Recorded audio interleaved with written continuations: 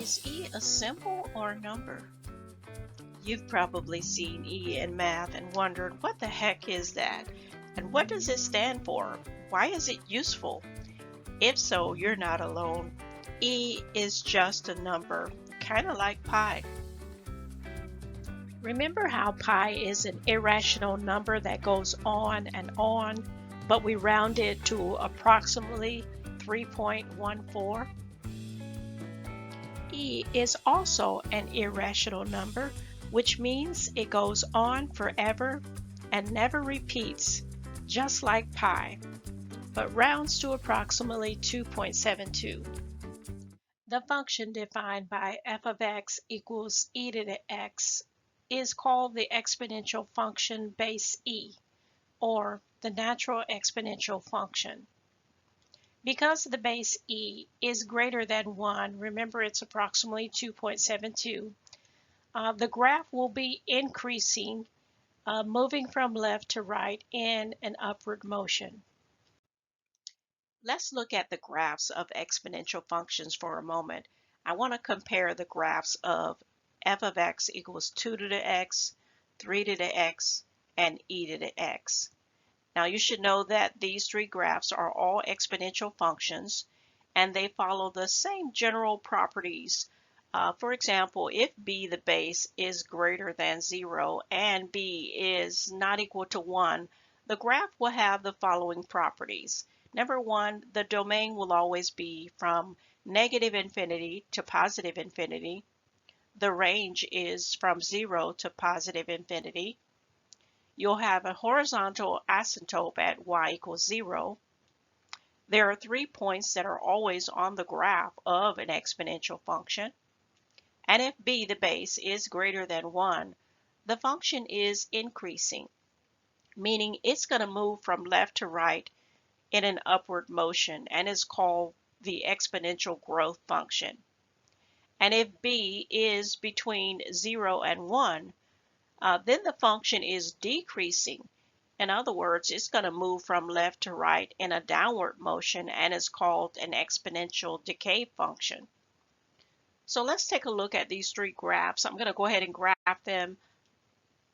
And notice here I have 2 to the x, e to the x, and 3 to the x. Well, recall that e is approximately 2.72, and that is why it is closer to 3 than it is to 2. Transformation of the natural base exponential function. So here we have the graph of e to the x, and we're going to call this our parent function here, and we're going to use it to graph g of x. So what type of transformation took place here? I'll give you a moment to look at it. Well, anytime you see a number clustered with x, that represents your horizontal shift there. And horizontal is to the left or to the right. So which one is this? Yes, it's 2 units to the left. Anytime you see a number in the back of the function itself, that's a vertical shift, and vertical is your up or down. And we can see we have a negative here, so of course that's going to be 1 unit down. So to achieve the graph of g of x, the graph was shifted 2 units to the left and 1 unit down.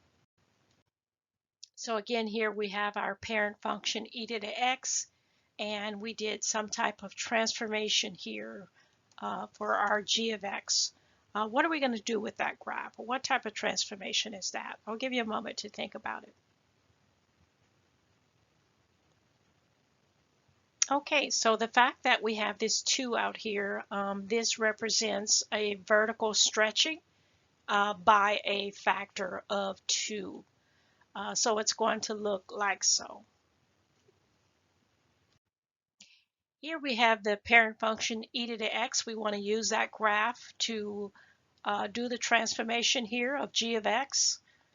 So I'll give you a moment to look at it and think about what we're going to do with that graph.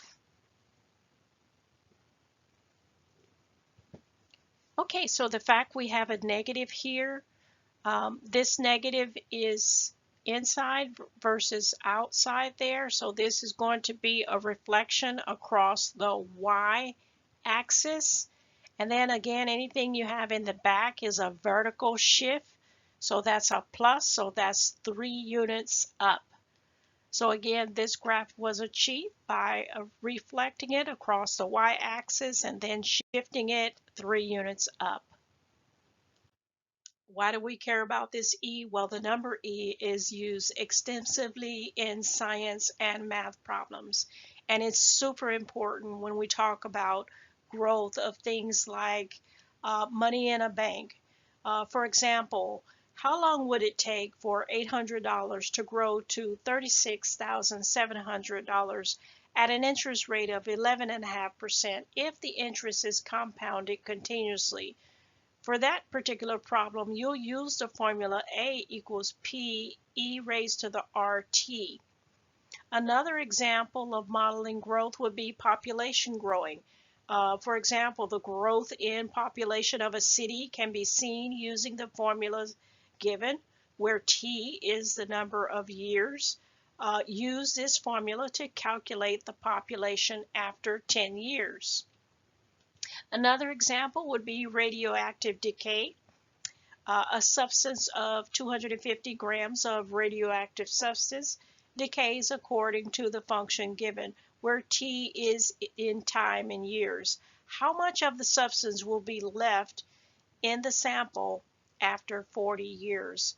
So as you can see, this special kind of exponential function models continuous growth where it's growing all the time. So I want to show you a problem where you have continuous growth versus non-continuous growth, and I'm going to use compound interest to show you that. So here is the compound interest formula. In case you don't know, A stands for the amount after a certain amount of years that will be there. P is what you put in presently at the time. R is going to be your rate. N is the number of times that is compounded.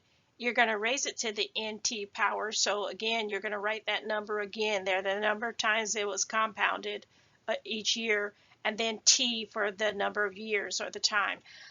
So find the amount in a savings account at the end of 6 years. If the money deposited is about $5,500, you don't do any withdrawals. You leave it in there at an interest rate of 5.5% compounded monthly.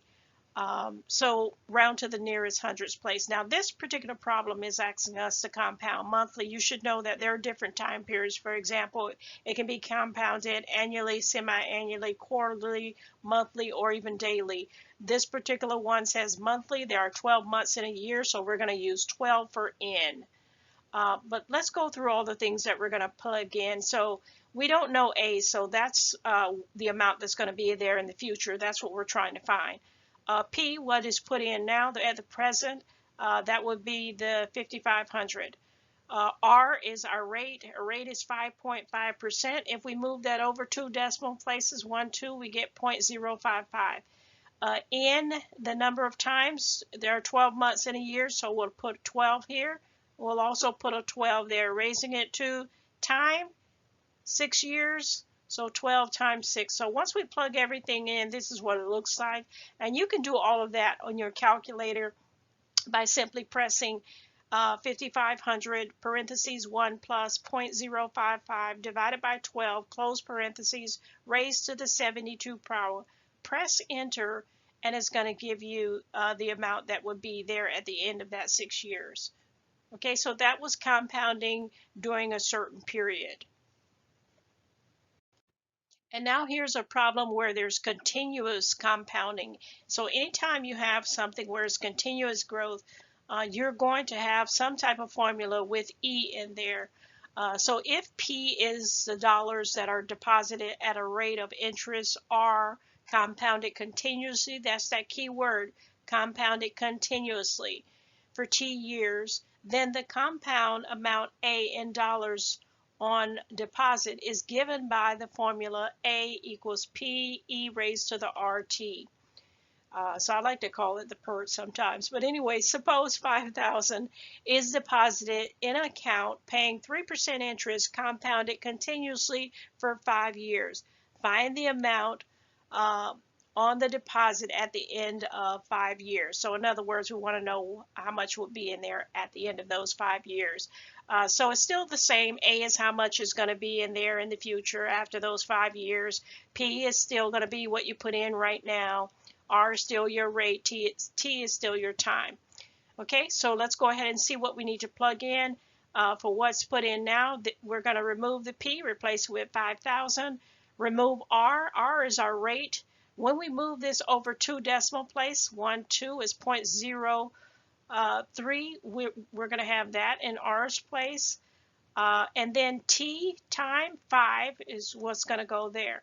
Okay, and then again, you're going to use your calculator to do these calculations. You're going to press 5,000, press the E button on your key, on your calculator, raise it to the 0.03 times 5, or you can go ahead and multiply those exponents together if you like, and it'll give you 0.15. Either case, you're going to do these calculations with your calculator, and this is the amount. So the next time you see E in a math problem, just remember it's like pi, but for growth. Pretty cool for just one letter, right? Thanks for watching. Hopefully you have a better understanding of E.